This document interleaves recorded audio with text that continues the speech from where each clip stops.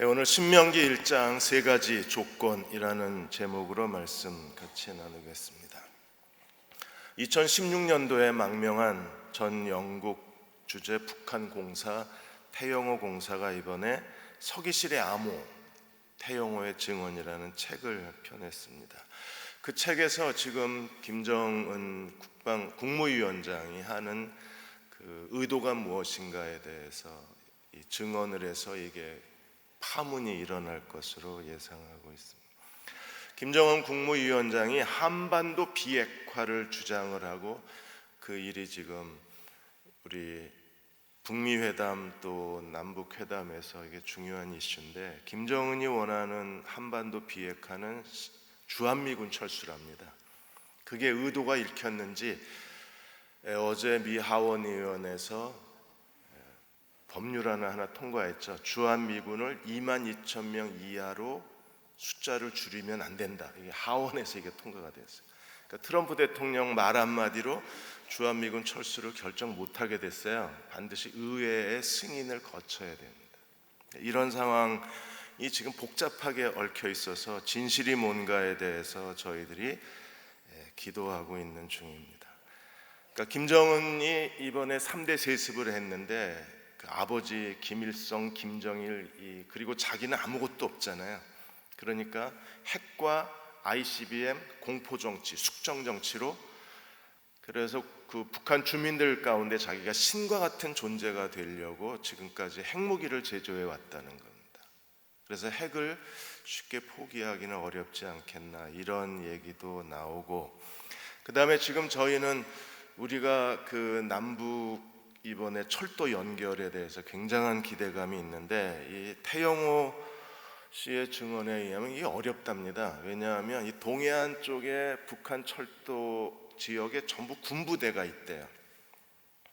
그래서 러시아하고 북한이 조러 그 철도 계약을 맺었었는데, 조러 모스크바 선언을 발표를 했는데 러시아가 손을 떼었대요. 왜냐하면 이 군부대 이전 비용을 전부 러시아가 돈을 대야 되니까, 그래야 이게 북한에서부터 뭐 일본이 배를 타고 북한에다 대면 이게 이제 러시아 횡단 철도로 해서 유럽으로 연결이 되는데, 철도를 완전히 개방하려면 군부대가 다 이전돼야 되는데, 그래서 태영호 씨는 남한이 이 비용을 댄다면 가능성은 있다, 또 이렇게 얘기를 했어요. 그러니까 지금 저희가 정말 무릎 꿇고 기도해야 될 때입니다. 이게 뭐가 진실인지 또 어디까지가 사실인지 전혀 알 수가 없기 때문에 이번 기회를 놓치고 싶지는 않고, 이번 기회에 어떻게 하든지 남북의 변화가 일어나야 하고, 하나님은 모든 걸 다 알고 계시는 역사의 주권자이시니까 이럴 때 교회가 더 겸손히 하나님 앞에 기도해야만 합니다. 모세가 죽기 전에 그가 마지막 한 일이 신명기예요. 그가 이제 하나님이 모세를 데려가시기로 작정을 하고, 모세가 마지막 죽기 전에 이스라엘 백성들을 위해서 남겨놓은 최고의 유산이 신명기입니다.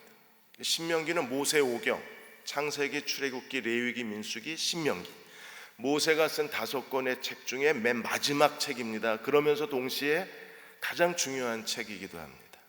왜냐하면 이 신명기의 말씀이 구약신앙, 언약신앙의 뿌리요, 언약신앙의 기본적인 기둥을 형성하고 있기 때문에 신명기는 굉장히 중요해요. 예수님이 40일 금식하시고 마귀에게 시험 받으셨을 때 예수님이 전부 가라사대 하나님 말씀으로 마귀의 시험을 이기셨습니다. 그 하나님 말씀이 전부 신명기에서 말씀하신 거예요. 그리고 예수님은 공생애 동안에 제자들에게 또 백성들에게 많은 가르침을 주셨는데, 예수님의 가르침의 상당 부분이 신명기 신앙 정신에서 나온 거예요. 신약 저자들이 복음의 교리를 설명할 때 4권의 구약 성경을 인용을 했어요. 창세기, 그리고 시편, 이사야, 그리고 신명기. 그래서 신약 성경 기자들이 가장 많이 인용한 구약 성경 중에 하나가 신명기예요. 신약 27권 가운데 이 신명기를 인용한 서신이 17권입니다. 그리고 신명기를 인용한 신약의 부분이 무려 80군데가 돼요. 그러니까 그러니까 신명기가 얼마나 중요한가를 우리들에게 상징적으로 보여주고 있는 것. 신명기의 이름의 뜻은요, 두 번째 율법 또는 복사한 율법이라는 뜻을 갖고 있어요. 왜냐하면 하나님 모세를 통해서 이스라엘 백성들에게 율법을 전해주시고 하나님이 모세를 통해서 전해주신 율법을 다시 해석한 율법 설교가 바로 신명기예요. 그래서 신명기에는 모세의 마지막 세 편의 설교가 신명기에 담겨져 있습니다. 1장에서 4장까지는 첫 번째 설교가 담겨져 있고, 그 다음에 그 5장에서 28장까지는 율법에 대한 광범위한 설명이 담겨져 있습니다. 그리고 세 번째 설교가 29장 30장이에요. 이렇게 세 편의 설교를 하고, 그리고 31장에서 34장까지는 이제 마지막 모세가 백성들에게 권면의 말을 하고 이제 하나님의 부르심을 받게 됩니다. 이렇게 세 편의 모세의 설교가 담겨져 있는 책이 신명기 책입니다. 오늘 1장 2절에 보시면 모세가 이 지금까지의 이스라엘의 여정에 대해서 설명을 해요. 1장 2절에 호렙산에서 세일산을 지나 가데스 바네아까지 그들이 열하루 길이었습니다. 그런데 그 가데스 바네아에서 12정탐꾼이 하나님을 거역하고 2명을 빼고 10명의 정탐꾼이 하나님을 거역하고 하나님께 불순종했습니다. 백성들이 원망했습니다. 그래서 다시 광야로 돌아갔어요. 그리고 40년을 방황을 한 겁니다. 그리고 오늘 1장 3절에 보시면 40년 방황이 끝나고 어떻게 됐어요? 40째 제40년 11월 1일 날 모세가 신명기의 설교를 백성들에게 전파하기를 시작을 했습니다. 오늘 1장을 크게 셋으로 나누어서 보겠습니다. 우리가 가나안 땅에 이제 들어가게 되는데, 가나안 땅에 들어갔을 때 가장 필요한 게 뭐냐? 그래서 1장에서 가나안 땅에서 우리가 하나님과 동행하는 사람이 되려면 세 가지를 갖춰야 돼요. 그러니까 이 세 가지를 가져야 우리가 하나님과 믿음으로 동행할 수 있고, 우리가 이 세 가지를 가져야 믿음과 기도로 축복받은 교회, 믿음과 기도로 축복받은 가정이 될 수 있어요. 그러니까 이 세 가지가 우리 신앙에 반드시 갖추어져야만 합니다. 그 첫째가 1장 1절에서 8절까지 모세의 설교자가 있어야 돼요. 모세는 마지막 신명기에서 자신의 모습을 출애굽 지도자, 그리고 성막 건축자, 율법의 수여자, 그리고 설교자로 자신의 마지막 모습을 우리에게 남겨놓고 있어요. 그래서 1장 1절에 이는 모세가 요단 저쪽 숲 맞은편에 아라바 광야, 바란, 모벨, 도벨, 라반, 하세롯 그리고 디사합 사이에서 이스라엘 무리에게 선포한 말씀이라, 설교로 신명기가 구성이 되어 있는 거예요. 모세는 하나님의 율법을 받은 대로 그대로 전달해 줄 뿐 아니라 그 하나님이신 율법을 다시 재해석을 해서 설명을 했어요. 그래서 1장 5절에 보시면 모세가 요단 저쪽 모압 땅에서 이 율법을 뭐하기 시작하니라? 설명하기 시작하니라. 설명한다는 게 강론하다, 풀이하다, 해석하다 그런 뜻이에요. 이미 하나님이 주신 말씀이 있습니다. 그 말씀을 읽고 지금 모세가 뭘 했어요? 설명을 했어요. 이 설명한 게 설교입니다. 그래서 우리는 하나님의 말씀을 우리에게 그대로 설교해 주는 강론의 설교자, 설명의 설교자, 강의 설교자가 이 시대에 필요한 거예요. 우리가 하나님 나라에 이르기까지 우리의 신앙생활을 이끌어갈 가장 강력한 하나님의 은혜의 도구는 좋은 설교자입니다.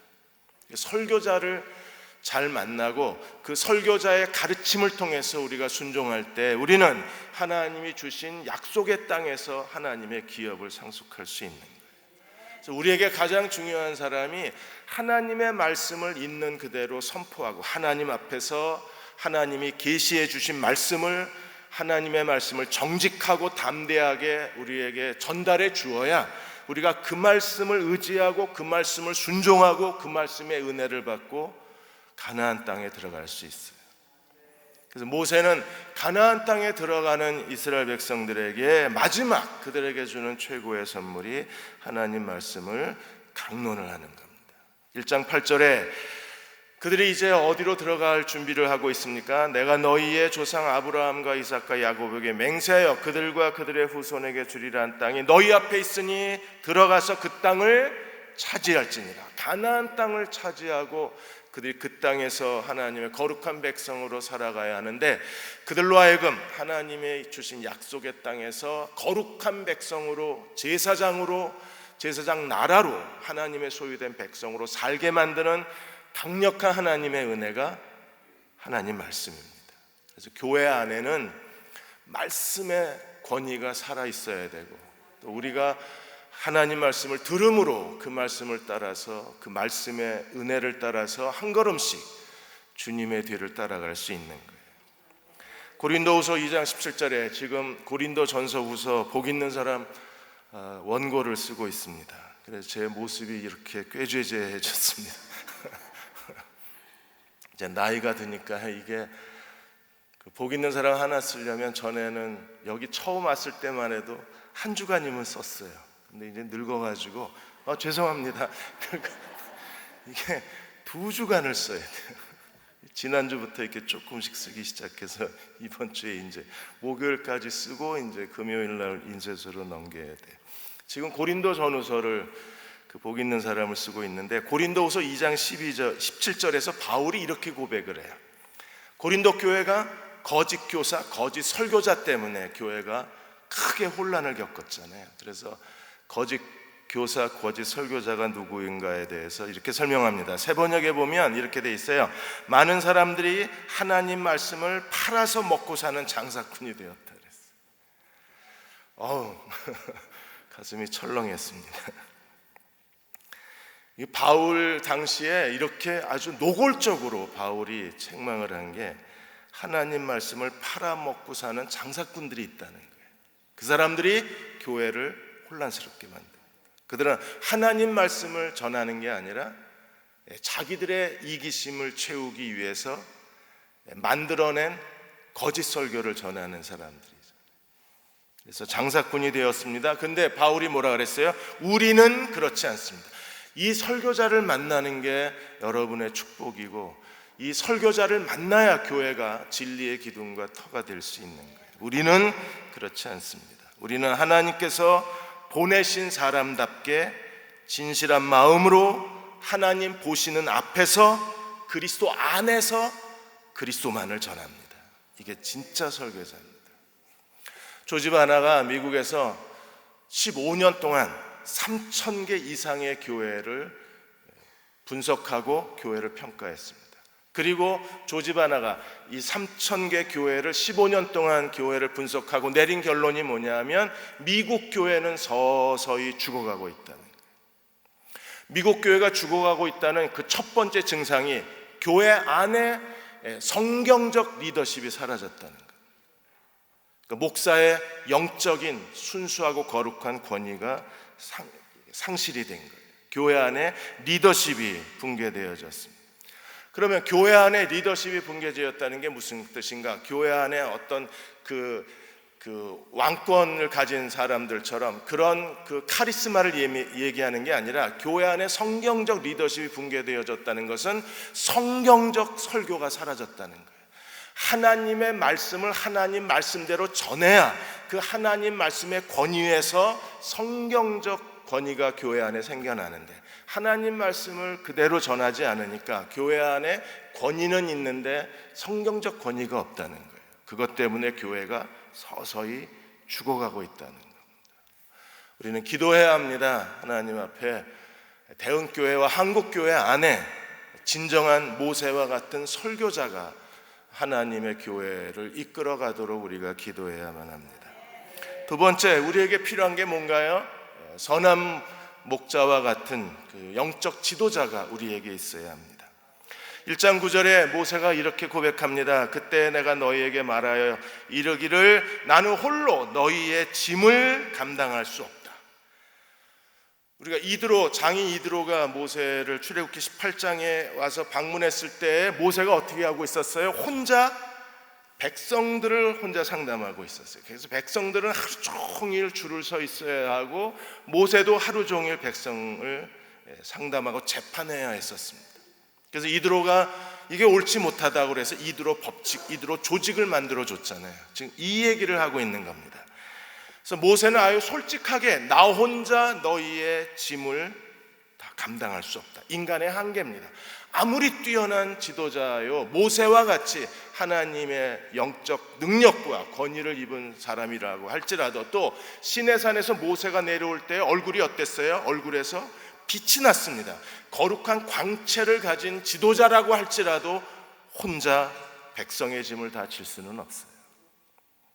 그래서 12절에 모세가 다시 한번 이렇게 말합니다. 그런즉 나 홀로 어찌 너희의 괴로운 일과 힘겨운 일과 다투는 일을 어떻게 나 혼자 감당할 수 있으랴. 세 가지 내용에 대해서 괴로운 것, 살다 보면 우리 안에 괴로운 게 많이 있잖아요. 괴로운 건 뭐예요? 정말 귀찮고 시끄럽고 그러면서도 해결하지 않으면 안 되는 일들, 이런 일들이 우리 안에 일어날 수 있습니다. 무거운 짐, 경제적인 것일 수도 있고 질병의 문제일 수도 있고 자녀들의 문제일 수도 있고 가족의 문제도 있을 수 있어요. 우리 안에 그 무거운 짐을 해결받아야 되려면 어디로 가야 합니까?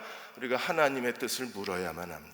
그걸 도와줄 수 있는 사람이 모세요, 그걸 도와줄 수 있는 사람이 영적 지도자여야 돼요.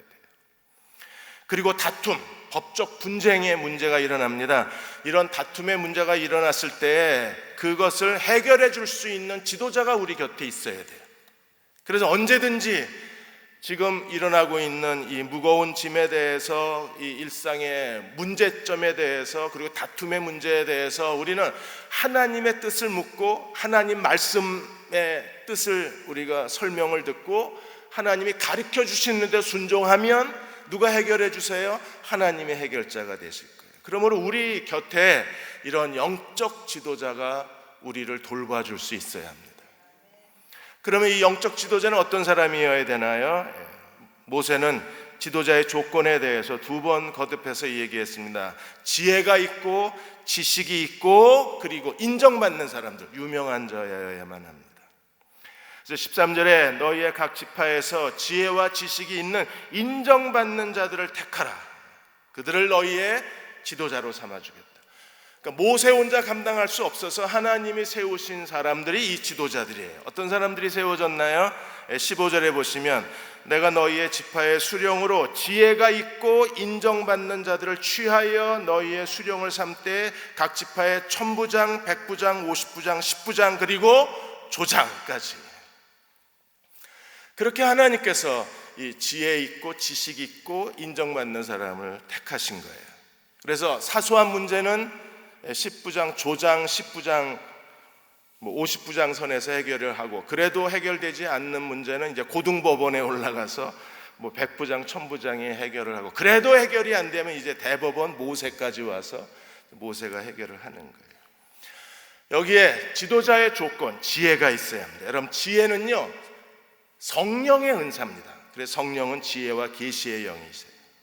그러므로 지혜가 있다는 것은 우리가 사도행전 6장에서 7사람을 선택할 때 믿음과 성령과 지혜가 충만한 사람을 선정했어요. 성령 충만한 사람들, 하나님의 영에 감동된 사람들, 요셉처럼 다니엘처럼 성령 안에서 행동하는 사람들입니다.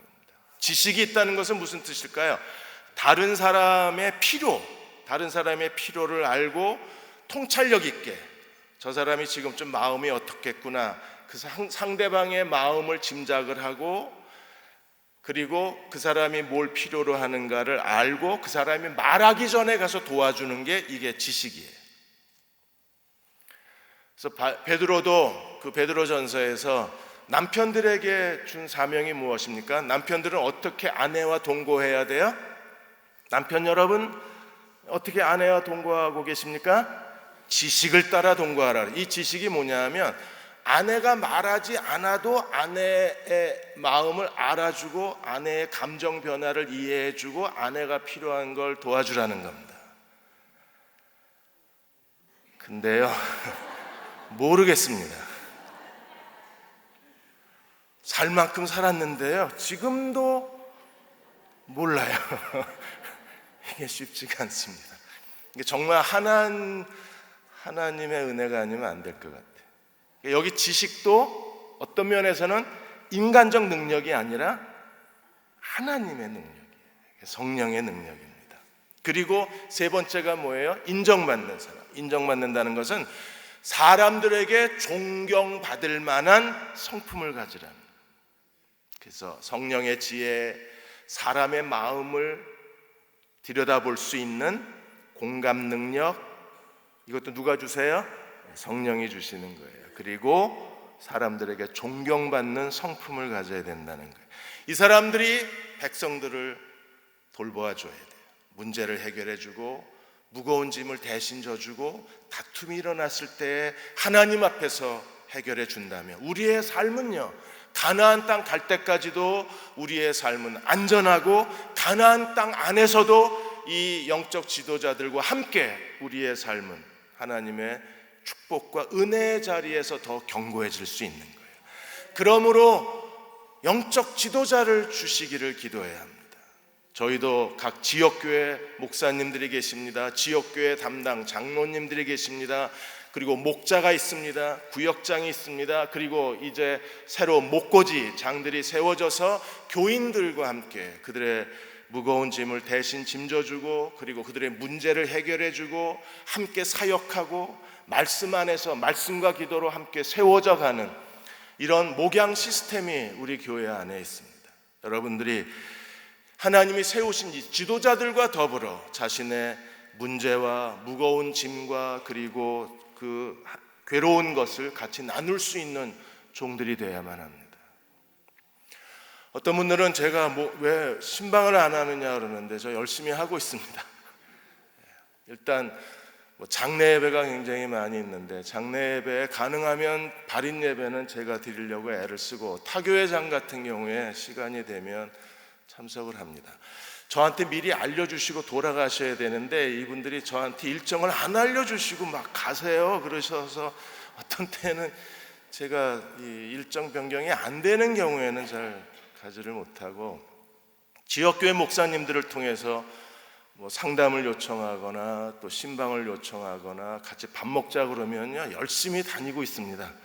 그러니까 여러분도 지역교회 목사님들을 통해서 요청하시면 제가 언제든지 같이 우리의 괴로운 짐을 나누어지고 또 우리의 문제점들에 대해서 하나님 앞에 같이 엎드려 기도하고 또 해결해야 될 일이 있으면 저희가 온 힘을 다해서 도와드리도록 하겠습니다. 오늘 이 시대에 이런 영적 리더십은 어디서 오는가? 하워드 스나이더 목사님이 영적 리더십은 세상에서 말하는 리더십하고 교회 안의 영적 리더십은 다르다 그랬어요. 교회 안의 영적 리더십은 어디서 옵니까? 세상의 리더십의 여러 이론들, 리더십의 유형들, 그걸 가지고 하나님의 백성을 돌보는 영적 리더십을 평가하거나 영적 리더십을 훈련할 수 없다 그랬어요. 우리가 필요한 영적 리더는 어떤 사람입니까? 그의 삶 속에서 하나님을 영광스럽게 하고 하나님의 뜻에 순종하고 하나님께 전적으로 헌신하는 사람이야말로 진정한 영적 지도자들입니다. 그래서 영적 지도자는 세상의 리더십 훈련 센터에서 만들어지는 게 아니라 하워드 스나이더 박사는 영적 지도자는 성경적 리더십은 네 가지에서 만들어진다 그래서 그 첫째가 교회가 그리스도의 몸이라는 사실을 알고 그리스도 몸 안에서 공동체 안에서 사람들을 섬길 수 있는 사람이 교회 지도자여야 한다. 그래서 교회가 기관이 아닙니다. 사람의 집단이 아닙니다. 교회는 예수 그리스도의 몸으로서의 교회입니다. 교회의 머리는 예수 그리스도이십니다. 이 그리스도의 몸인 교회의 비밀을 깨달은 사람이 교회의 리더가 되어야 된다는 거예요. 두 번째로 교회의 리더십은 성령의 은사로 주시는 거예요. 지금 우리가 모세가 정한 조건을 본 것처럼 지혜도 누가 주세요? 성령이 주시는 거예요. 성령의 은사입니다. 지식도 성령의 은사예요. 그리고 사람들에게 유명히 여김을 받는 것도 성령의 변화입니다. 성령의 열매잖아요. 그래서 세상적인 조건이 아닙니다. 세상에서는 어떤 조건을 가져요? 그 사회 안에서 인정받고 어떤 사회적 지위가 있고 이력서가 화려하고 이런 사람들이 리더가 되지만 교회 안에서는요 성령이 주시는 은사의 사람이 리더가 돼야 돼요. 세 번째, 제자가 되고 제자 훈련을 받는 중에 리더가 찾아내야져야 돼요. 제자 훈련을 받는 게 굉장히 중요합니다. 제자로 사는 사람들 중에 하나님이 성령께서 이런 리더십의 은사를 준 사람들이 두드러져요. 그러니까 그 사람이 교회의 리더가 돼야 되는 거예요. 사도행전 6장에서도 헌신된 사람들 중에 7명이 선정이 된 거잖아요. 그들은 다 제자로 살았던 사람들입니다. 마지막으로 네 번째는요, 그리스도의 종의 정신을 가진 사람들이 교회의 진정한 리더가 돼야 합니다. 종의 정신이 뭐예요? 높임을 받으려 하지 않고 낮은 자리에 처할 수 있고 끝자리에 처할 수 있고, 섬김을 받으려 하지 않고 섬기는 사람들이 리더가 되면 그런 교회는요 겸손이 넘칠 수 있잖아요. 하나님이 대흥교회를 축복해 주셔서 어른으로부터 어린아이에 이르기까지 이런 영적 지도자, 천부장, 백부장, 50부장, 10부장, 조장, 영적 지도자들이 우리를 돌보아주는 그런 돌봄의 거룩한 공동체가 되시기를 축원합니다.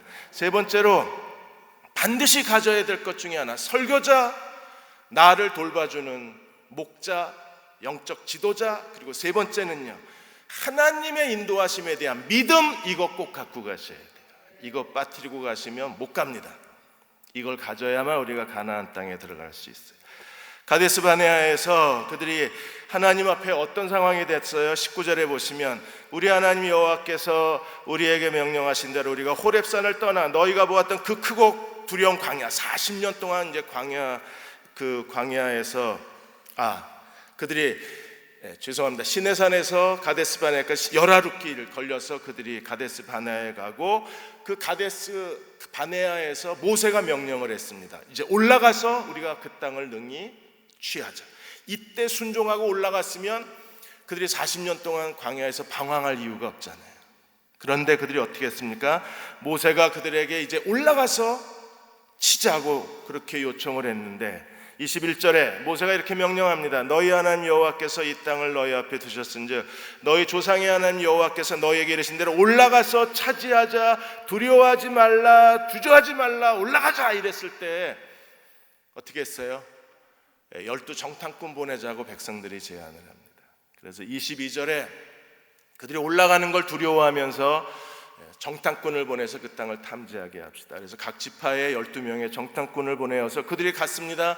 그래서 에스골 골짜기에서 포도 열매를 두 사람이 어깨에 메고 올 정도로 하나님이 그 땅이 젖과 꿀이 흐르는 땅임을 보여주셨잖아요. 그래서 25절에 그 땅의 열매를 손에 가지고 우리에게로 돌아와서 우리에게 말하여 이르되 우리 하나님 여호와가 우리에게 주시는 땅은 정말 좋은 땅이다. 축복의 땅이고 아름다운 땅이고, 그리고 우리가 지금까지 보지 못했던 하나님의 은혜의 땅이에요. 정말 좋더라. 그런데 어떻게 했습니까? 근데 26절에 그들이 그 땅이 좋다고 말하면서 어떻게 했어요? 26절, 27절 같이 한번 읽겠습니다. 시작. 그러나 너희가 올라가기를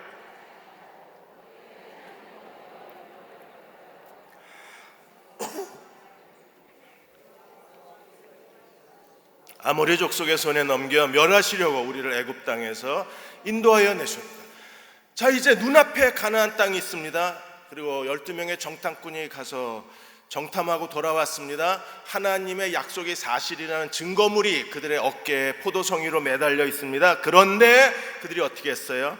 그들이 올라가기를 원하지 아니하고 하나님을 거역하고 원망하고, 그리고 28절에 이제 우리는 어디로 가야 되냐? 백성들을 낙심시켰습니다. 그리고 하나님을 거역하고 말았어요. 그래서 백성들이 낙심을 하면서, 낙심하게 된 원인이 어디 있어요? 28절에 그 백성은 우리보다 장대하고 성읍들은 크고 성곽은 하늘에 닿았으며, 이게 얼마나 거짓말입니까? 무슨 성곽이 하늘을 닿아요? 그게 높아봐야 5m 10m지. 성곽은 하늘을 닿고 거기는 우리가 안악조산 거인들을 보았다고 이렇게 부풀려서 과대 포장을 하고, 그리고 모든 백성이 하나님을 원망하기를 시작을 합니다. 모세가 이 백성들에게 어떻게 했습니까? 제일 먼저 모세가 한 일이 뭐예요? 하나님이 누구이신가를 그들에게 가르쳐 주었어요. 그래서 29절에서 33절까지 이게 신명기 1장의 아주 중요한 핵심입니다. 하나님은 어떤 분이세요? 29절에서 두려워하지 말고 무서워하지 마라. 왜요? 우리에게는 하나님이 계시기 때문에. 그 하나님은 어떤 하나님이세요? 30절에 먼저 가시는 하나님, 너희보다 먼저 가시는 너희 하나님 여호와께서 애굽에서 너희를 위하여 너희 목전에서 모든 일을 행하신 것 같이 과거에 하나님 10가지 재앙을 통해서 하나님 자기 백성을 출애굽시키셨잖아요. 그 하나님이 이제 너희를 위해서 싸우실 것이다. 이미 애굽의 신들과 전쟁을 벌였습니다. 바로와 전쟁을 벌여서 이스라엘 백성을 하나님이 출애굽시키셨습니다. 그 하나님이 너희를 위하여 싸우실 것이다. 그러면 올라갈 수 있지 않나요? 그리고 31절에 또 우리가 믿어야 될 하나님은 어떤 하나님이세요? 광야에서도 너희가 당하였거니와 사람이 자기 아들을 아는 것 같이 우리를 안고 여기까지 오신 하나님이십니다. 우리의 먼저 앞서가신 하나님. 그리고 두 번째, 그 하나님은 어떤 하나님이세요? 우리를 안고 여기까지 오신 하나님. 광야에서도 너희가 당하였거니와 사람이 자기 아들을 아는 것 같이 너희 하나님 여호와께서 너희가 걸어온 길에서 너희를 안으사 이곳까지 이르게 하셨느니라. 이 하나님을 믿으십니까? 하나님이 지금 우리가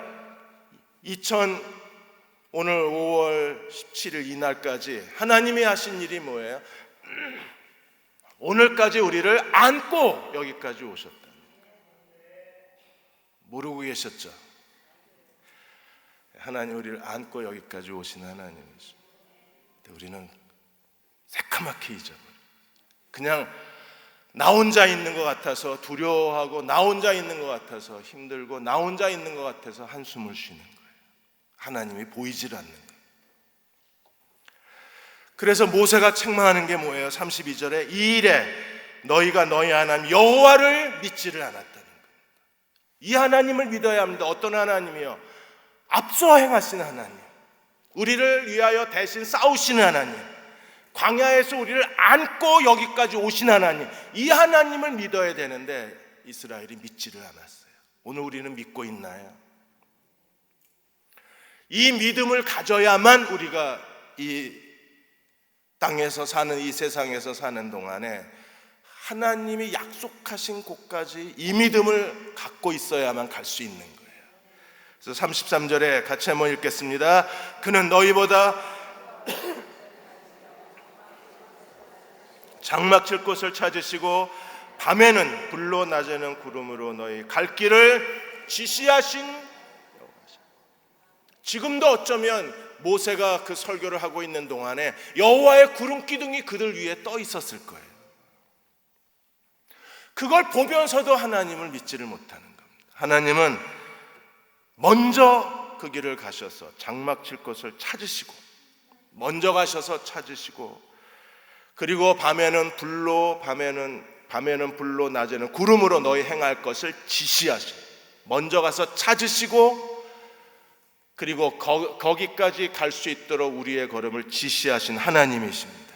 그 하나님을 믿는 믿음을 가져야 되는데 이스라엘이 믿지를 못한 거예요. 그래서 광야 40년 동안 믿지 못한 사람들, 마지막 한 사람이 다 죽을 때까지 그들은 광야를 벗어나지 못한 거예요. 잠언 5장 21절에 뭐라 그랬어요? 사람의 길은 여호와의 눈앞에 있다 그랬어요. 사람의 길이 여호와의 눈앞에 있다면 우리는 누구에게 길을 물어야 돼요? 하나님께 물어야 돼요. 왜? 내가 가야 할 길이 여호와의 눈앞에 있으면 그분에게 물어봐야죠. 우리가 그분을 의지하면, 하나님을 의지하면 그 하나님께서 모든 길을 평탄케 해주시는, 우리의 길이 여호와의 눈앞에 있고 하나님은 우리의 길을 평탄케 하시는 하나님이십니다. 그럼 누구를 의지해야 돼요? 하나님을 의지해야죠. 아이들 동화책에 이상한 나라의 앨리스가 있어요. 이상한 나라의 앨리스에서 앨리스가 이상한 나라를 빠져나가다가 갈림길에 서요. 그래서 최셔캣한테, 이 고양이한테 묻습니다. 어느 길로 내가 가야 되냐? 그러자 고양이가 묻습니다. 네가 어디로 가는데? 그러자 앨리스가 대답합니다. 모른다. 고양이가 다시 대답합니다. 네가 가야 할 곳을 모르면 어떤 길로 가야 할지 대답해 줄 수 없다 그랬어요. 어디로 가는지를 알아야, 그래야 왼쪽 길로 갈지 오른쪽 길로 갈지를 선택해 줄 수 있는데, 어디로 갈지 모르는 사람이 갈림길에 서서 어디로 가야 돼요? 하나님도 대답하십니다. 모른다. 하나님의 뜻을 알고 우리가 하나님의 인도하심을 물으면 우리의 길이 여호와의 눈앞에 있기 때문에 하나님 우리를 가르쳐 주시고, 우리가 순종하고 가면 그 길을 평탄케 하시는 하나님이십니다. 이렇게 믿음이 없다고 책망을 받은 다음에 34절에서 40절까지 이스라엘 백성들이 하나님 앞에 이 불신 때문에 한 사람도 못 들어가요. 그리고 누구만 들어갑니까? 세 사람만 들어갑니다. 그래서 하나님이 34절에 그들의 말소리, 오늘 기도하신 것처럼 이 말소리 때문에, 그들이 내뱉은 입에서 내뱉은 말 때문에 하나님이 진노하셨어요. 그래서 35절에 이 악한 세대 사람들 중에 내가 조상에게 주기로 맹세한 좋은 땅 볼 사람이 하나도 없으리라. 그래서 다 하나님께서 금지시켜 버렸어요. 그러니까 적과 꾸려는 가나안 땅이 이제 뭐가 됐어요? 금지의 땅이 돼 버렸어요. 근데 누구만 들어갑니까? 36절에 여분네의 아들 갈렙만 들어갑니다. 왜 그 사람은 들어가요? 여호와께 온전히 순종했기 때문에. 사랑하는 여러분, 여호와께 온전히 순종하시기를 축원합니다. 우리 온전히 순종하는 갈렙 같은 사람이 되려면 우리도 세 가지가 있어야 돼요. 우리가 신실한 설교자가 하나님 말씀으로 매주 우리를 이끌어 줘야 하고, 그리고 영적 지도자가 우리 곁에 있어서 무거운 짐을 같이 나눠줘야 하고, 그리고 하나님의 인도하심에 대한 믿음을 가져야 돼요.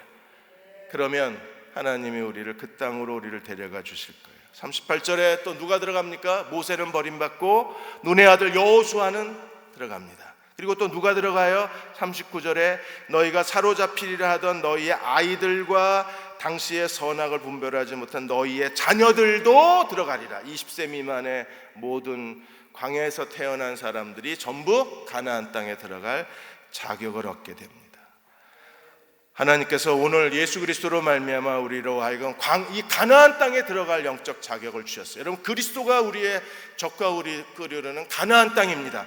우리가 주님이 주시는 그 부요함을 누려야 돼요. 그리스도는 어떤 분이십니까? 우리의 지혜가 되시고, 우리의 의로움이 되시고, 우리의 거룩함이 되시고, 우리의 기적이 되신 하나님이십니다. 왜 우리가 그걸 누리지 못하고 사나? 왜 매주 하나님의 말씀으로 우리가 순종해야 되고, 내 곁에 나를 그리스도 앞에 무릎 꿇게 만들어줄 수 있는 겸손한 영적 지도자들이 나를 돌봐줘야 하고, 무엇보다도 내 안에 하나님의 인도하심에 대한 강한 믿음이 있어야 돼요. 그래야 우리가 그리스도 안에서 우리를 위해서 주신 놀라운 복을 누릴 수 있는 거예요. 이스라엘 백성처럼 하지 마십시오.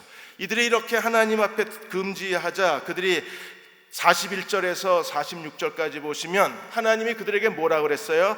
이제 광야로 이랬습니다. 40절에 너희는 이제 못 들어가, 광야로 그랬어요. 그러자 그제서야 이제 순종하겠다고, 이미 끝났는데, 문이 닫혔는데, 그래서 이제서야 하나님께 순종하겠다는 거예요. 41절에 너희가 대답하여 내게 이르기를 우리가 여호와께 범죄하였사오니 우리 하나님 여호와가 명령하신 대로 우리가 올라가서 싸우리이다. 그리고 무기를 들고 어떻게 올라갔어요? 경솔히. 하나님이 올라가라 이랬을 때는 뭐 원망하고 우리 다 죽이려고 그러냐, 차라리 우리가 여기서 죽는 게 낫다, 우리가 어디로 가야 되냐 이러고 투덜거리다가, 그래서 하나님이 그럼 들어가지 마, 하나님 금지해 놓으니까 그제서야 하나님께 순종한다고 칼을 들고 나간 거예요. 하나님 뭐라 그러셨어요? 42절에 여호와가 내게 이르시기를 너는 그들에게 이르기를 너희는 올라가지 마라, 싸우지도 마라, 내가 너희와 함께 있지 않다. 하나님이 함께 있지 않으면요, 그럼 패배한 전쟁이죠. 아니나 다를까 그들이 서둘러 올라갔는데 어떻게 됐어요? 마치 아모리 족속이 벌떼같이 이스라엘 군대를 덮쳤습니다. 그리고 그들은요 패전하고 죽고, 그리고 치욕스러운 수치를 맛봐야 됐었어요. 그리고 45절에 여호와 앞에 와서 통곡을 하고 있는 겁니다. 기회를 잃었습니다. 못 들어갑니다. 우리가 매일 하나님 앞에 신실하게 살아야 될 이유가 여기 있어요. 하나님을 믿으십시오. 그분이 우리의 장막 칠 곳을 지금도 찾고 계십니다. 찾고 계신다는 건요, 하나님이 내 인생의 최선의 길을 알고 계신 하나님이세요. 그리고 우리가 순종만 하면 하나님 우리의 길을 평탄케 하시는 하나님이십니다. 이번에 크리스찬 한 신문에 김병호 장로님 얘기가 나왔어요. 이분이 미국의 LA에 골드핑거라고 양복점을 하시는 분이세요. 그야말로 황금손이에요, 황금손. 그래서 거기에 그 양복점 오는 손님들 중에 대부분의 사람들이 미국인들이 많이 오세요. 이분이 1970년대에 한국에서 양복을 배웠어요. 그리고 양복점이 번성을 했는데 80년대에 맞춤 양복 시대가 열리면서, 기성복 시대가 열리면서 맞춤 양복 산업이 완전히 곤두박질 칩니다. 그러다가 IMF가 터지면서 이제 완전히 망했어요. 근데 어머니가 이웃 사람들한테 1,000만 원을 빌려주고 이걸 김병호 장로한테 준 거예요. 미국 가서 다시 시작하라고. 그래서 그 돈 가지고 미국에 가서 미국의 한인 양복점에 말단 직원으로 들어가서 다시 시작을 한 겁니다. 근데 그 양복점 사장님이 아주 신실한 크리스찬이셨어요. 그래서 그분한테 일자리를 주고 영주권을 얻도록 이 사장님이 다 도와준 거예요. 그래서 김병호 장로님은 지금도 1년에 2번씩 자기의 영주권을 내준 이 사장님에게 감사 인사를 잊어버리지 않는다. 왜냐하면 미국에서 제일 중요한 게 신분이거든요. 그걸 해결해 준 사장님에게 너무나 고마우니까 지금도 인사를 하고 있는 거예요. 그렇게 해서 어느 정도 안정이 되자 아버지가 권유를 했습니다. 교회 나갔으면 좋겠다. 양복점 사장님도 일찌감치 교회 생활을 권유를 했고, 그래서 이제 가까운 데 있는 교회를 다니기를 시작한 거예요. 교회 다니다 보니까 주일 예배 드리는 게 너무나 은혜로웠던 거예요. 그래서 다른 건 못해도 주일 예배는 빠지지 않고 또 설교를 들으면서 말씀을 깨달으면서 믿음이 자라나는 걸 자기가 경험을 했대요. 근데 어느 날 갑자기 몸이 뭔가 아픈데 병원에 가도 증상을 못 찾는 거예요. 그럴 땐 어떻게 해야 돼요? 빨리 한국에 와야 돼요. 거긴 너무 의료비가 비싸니까 미국. 그래서 한국에 왔는데, 한국에 와서 이제 큰딸네 집에 머물면서 큰딸이 강남 중앙침례교회를 다닌 거예요. 주일 되니까 큰딸하고 강남 중앙침례교회 가서 예배를 드렸어요. 근데 예배 때 광고를 하는데 예배 후에 전문 의사들이 질병에 대한 상담을 해주는 거예요. 그래서 예배 드리자마자 내려가서 자기가 상담을 받은 겁니다. 미국에서 이게 병명이 뭔지 못 찾아내더라. 근데 이 의사 선생님들이 상담해 보니까 이게 굉장히 시급한 상황이 됐어요. 그래서 빨리 예약을 잡아주고 그리고 병원에 가서 진단을 받게 해줬습니다. 그랬더니 가서 찍으니까 이미 뇌졸중이 75%까지 온 거예요. 며칠만 늦었으면 터졌어요. 그래서 그 의사 선생님, 그 장로님의 도움을 받아서 수술을 하고 그리고 깨끗이 치유를 받은 거예요. 그리고 이제 간증을 한 겁니다. 정말 우연히 큰딸하고 가까운 교회가 어디 있냐 그랬는데 강남중앙침례교회를 간 거고, 하필이면 그가 예배 드리러 간 그 주일날이 질병에 대한 상담이 있던 날이고, 그리고 우연히 받은 상담을 통해서 전문가를 만나서 그분이 정확하게 어느 과에 어느 병원에 누구를 찾아가야 된다는 걸 안내해 줄 뿐 아니라 접수까지 다 해주고 수술 일정 다 잡아주고. 누가 한 거예요? 하나님이. 하나님은 어떤 분이세요? 앞서 가시는 하나님이세요. 장막 칠 곳을 찾으시는 하나님, 그리고 그 길로 인도하시는 하나님. 그 하나님을 믿으십시오. 하나님 여러분의 삶을 가나안 땅으로 데리고 가셔서 내가 정말 원하는, 하나님께 갈망하는 그런 가나안 땅의 젖과 꿀이 흐르는 약속의 땅, 그리스도 안에서 우리에게 주시고자 하는 기업의 땅, 그 땅을 상속하게 하시는 하나님이십니다. 그 하나님과 함께 믿음으로 살아가는 저와 여러분 되시기를 주의 이름으로 축원합니다. 우리 456장입니다. 거친 세상에서 실패하거나.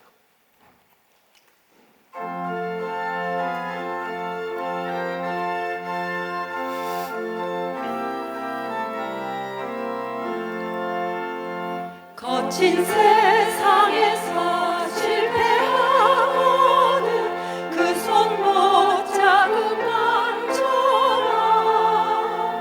주가 참 평안을 내게 주시니 그 손 못 잡고 만져라.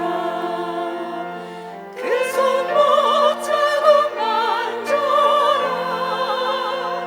그 손 못 자국 만져라. 주가 널 지키며 주가 널 지키며 인도하시리. 그 손 못 자국 만져라. 못 자국 만져. 2절입니다. 내가 어둠 속을 걸어갈 때에 그 손 못 자국 만져라. 주가 참 평안을 내게 주시리.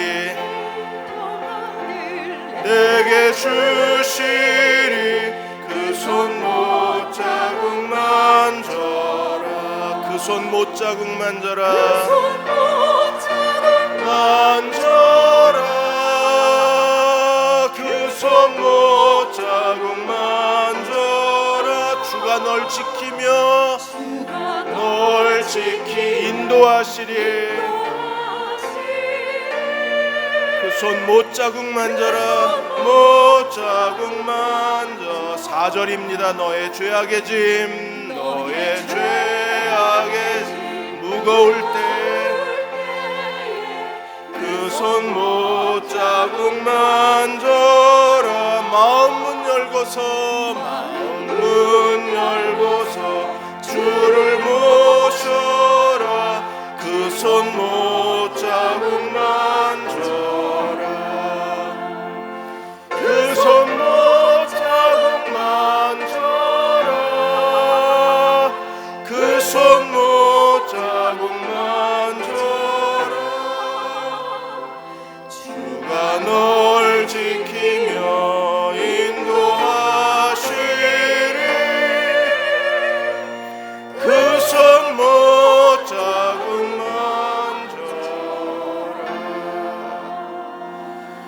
이 시간 우리 잠시만 기도하겠습니다. 하나님, 이 믿음을 우리에게 주옵소서.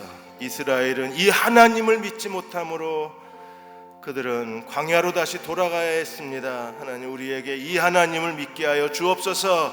앞서가시는 하나님을 믿게 하여 주옵소서. 우리를 위하여 싸우시는 그 하나님을 믿는 믿음을 종들에게 더하여 주옵소서. 우리도 오늘도 우리를 안으시고 광야에서 우리를 인도하시는, 함께 걸어가시는 그 하나님을 믿게 하여 주옵소서. 장막 칠 곳을 찾으신 하나님을 믿게 하여 주옵소서. 밤에는 불로 낮에는 구름으로 갈 길을 지시하시는 하나님을 믿는 믿음을 주옵소서. 이 시간 우리 잠시만 통성으로 기도하겠습니다. 아버지 하나님, 저희들에게 믿음을 더하여 주시옵소서. 앞서 행하시는 하나님을 믿게 하여 주시고 우리를 안으시고 걸어가시는 하나님을 믿게 하여 주시기 바랍니다. 우리 행할 길을 지시하시는 아버지이심을 믿게 하여 주옵소서. 이 믿음을 주시고 이 믿음으로 살게 하여 주옵소서.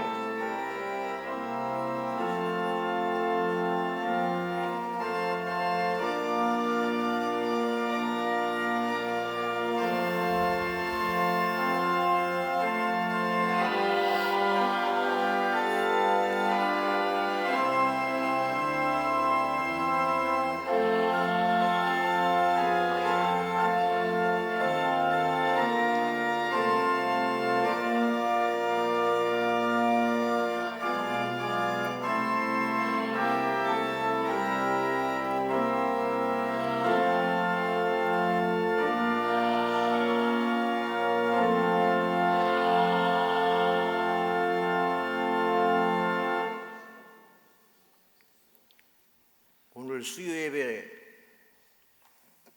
참여하신 모든 성도님들에게 우리의 주님이 되시고 우리의 왕이 되신 예수 그리스도, 말씀이신 예수 그리스도를 우리 마음의 왕자에 모시고 하나님의 말씀이신 예수 그리스도께 철저히 순종하는 하나님의 자녀들이 되게 하여 주시옵소서. 또한 하나님의 약속을 철저히 믿은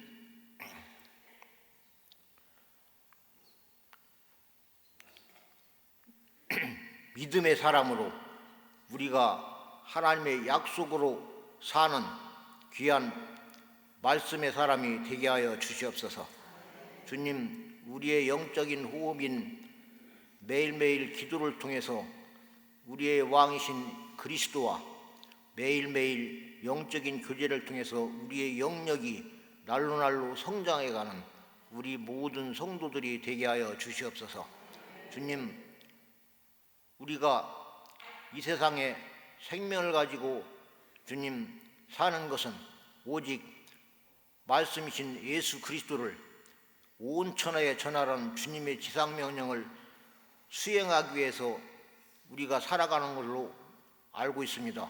이 세상 하나님의 지상명령을 철저히 순종하여서 온 천하에 다니며 주의 복음을 전하고 참으로 하나님의 자녀로 거듭나게 하는 귀한 역사를 이루는 귀한 영적인 거인들로 자라게 하여 주셔서 하나님 앞에 매일매일 삶 속에서 영광을 돌리는 우리 모든 교인들이 될 수 있도록 하나님께서 함께하여 주시고 성령께서 사로잡아 인도하여 주시옵소서. 우리 모든 교인들이 말씀의 사람, 사랑의 사람, 성령의 사람으로 주님 복음을 땅끝까지 전하는 예수 그리스도의 증인의 사람으로 살 수 있도록 하나님이 같이 하여 주시고 그렇게 우리가 매일매일 삶 속에서 주님을 경외하며 높이며 영광 돌리는 아름다운 성도들이 되게 하여 주시옵소서. 이와 같은 소원을 가진 모든 성도들의 마음속에 지금은 우리를 사랑하셔서 하나밖에 없는 독생자를 구원자로 보내주신 하나님 아버지의 무궁하신 사랑하심과 친히 이 땅에 오셔서 우리 인간들의 죄악을 담당하신 예수 그리스도의 사랑하심과 우리 심령 속에 찾아오셔서 우리를 하나님의 사랑 가운데로 하나님의 진리 가운데로 하나님의 말씀 가운데로 천국으로 인도하시는 성령님의 놀라우신 역사가 영원토록 함께 하셨기를 우리 주 예수 그리스도 이름으로 간절히 축원을 드립니다. 아멘.